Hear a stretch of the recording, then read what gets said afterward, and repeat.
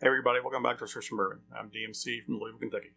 Today I'm going to be trying to find out if Remus Repeal Reserve is still worth the hunt.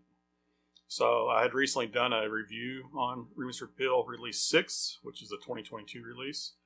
And I liked it pretty well this year. I know a lot of people seem to have passed on it because of the price increase, but I mean, come on people, what hasn't gone up in price, right? But last year, it certainly had a bigger following. In the last couple of years, it had been really popular, and then it seemed to drop off a little bit this year. So I was really happy with this year's release. It is younger, and it is more expensive because of the price increase. But I wanted to compare it to some other stuff. So today I'm going to be comparing it with Knob Creek 12, which is going to be a little bit older bourbon. It's 12-year-old. This Remus Repeal Reserve 6 is 50-something percent 8-year-old bourbon, and then it does have some 10-year-old and a little bit of tiny bit of like 2% of 14-year-old. But this Knob Creek is the same proof. It's 100 proof, so they're both 100 proof, and this is 12 years old. So, and price on this is going to vary. I don't know if the price on this has gone up or not. Last time I went looking for this, I was able to find it for $60. I know I've seen it in stores for as much as $100, but usually for the $100 price range, I can usually buy the Knob Creek 15. So definitely the Knob Creek 12, I would guess, is still less than $80, $60 to $80. Whereas the Remus has gone up to $100 list price. So, more than $100 is fairly common. So it's not quite twice the price, but it is a good 50% more in price for the same proof point and a little bit younger. But we'll see how they compare.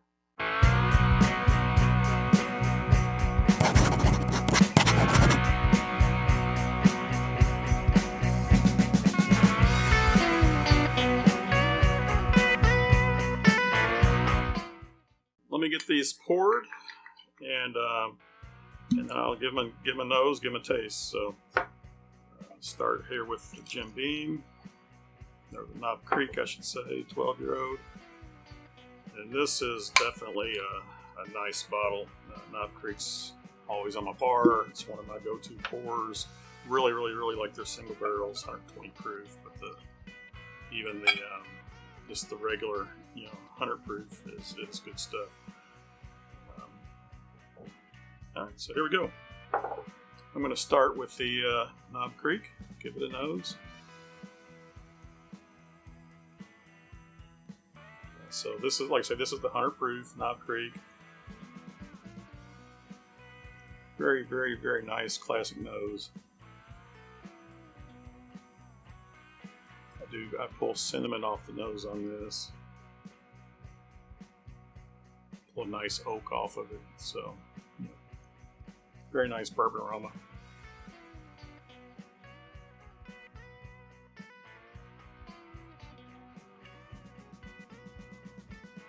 I'm giving a sip of this.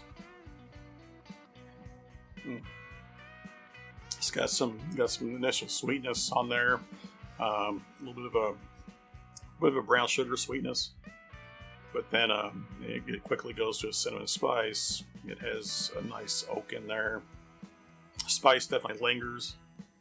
Good warmth going down. So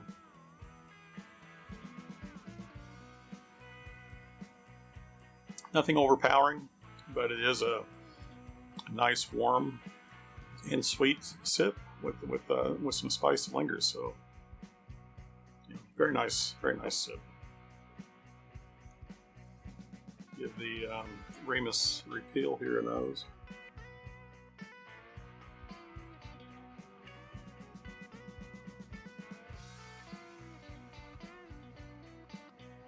All right, so I'm getting some oak on this one also.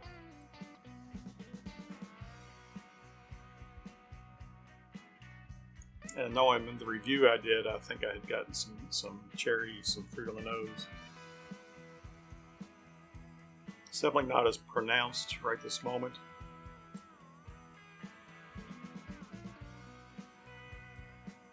But yeah, there is There is a fruity, flowery nose there.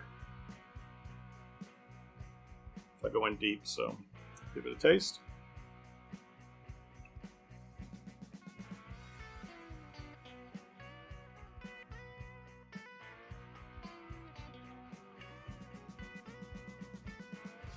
So it too is a little sweet up front on the taste. Very similar, gives into some spice in the middle there. You can cinnamon spice, a little warmth, not quite as warming as the Knob Creek, not quite as spicy.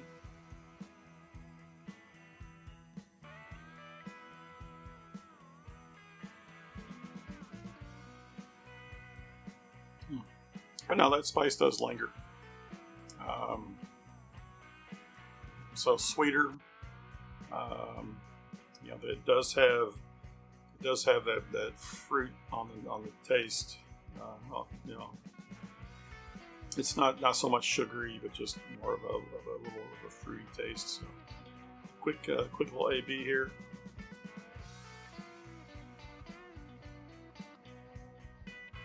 All right, now that I go back into Knob Creek, I get a little bit of the rye bread nose on this. Or perhaps it's a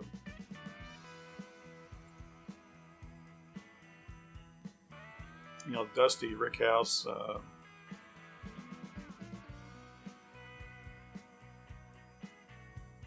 Some of that Jim Beam nuttiness on the nose. Dry peanut shell type nose. Still get some cinnamon. Still get some nice oak. Yeah, that's real nice, real sweet on the tongue. Real good spice.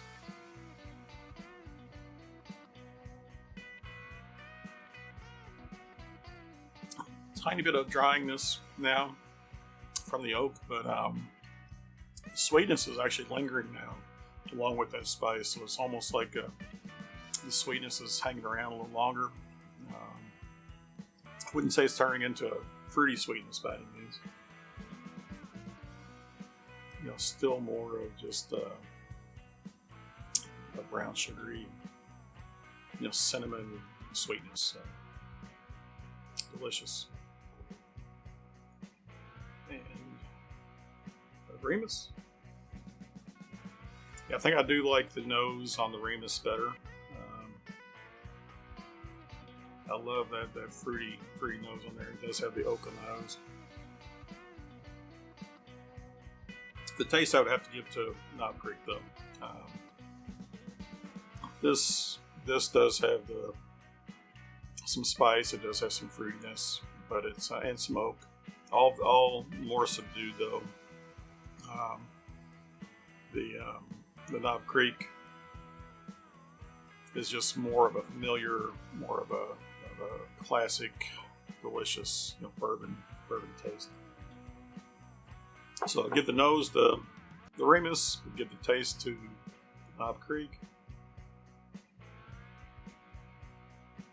So let you make your decision there though. If we're looking at a $60 to $80 bottle versus a $100 plus bottle. And these are definitely limited release. They may be gone already in your area. They may not have hit yet. So these are going to, not be around long.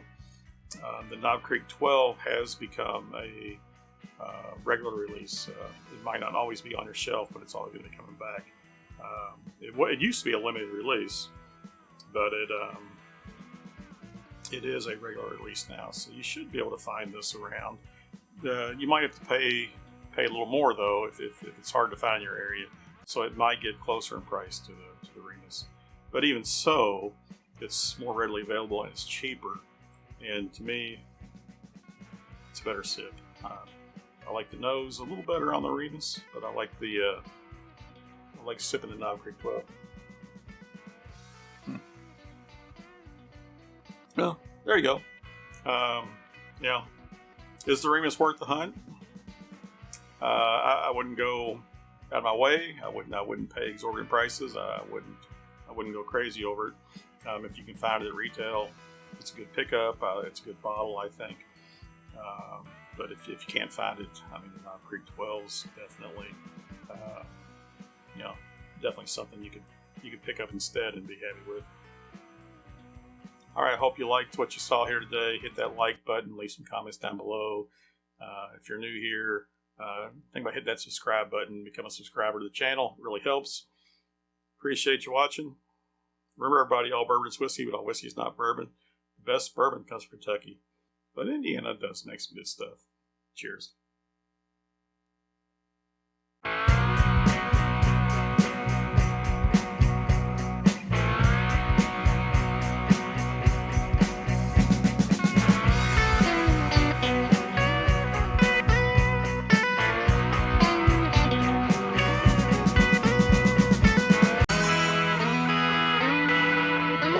Turkey.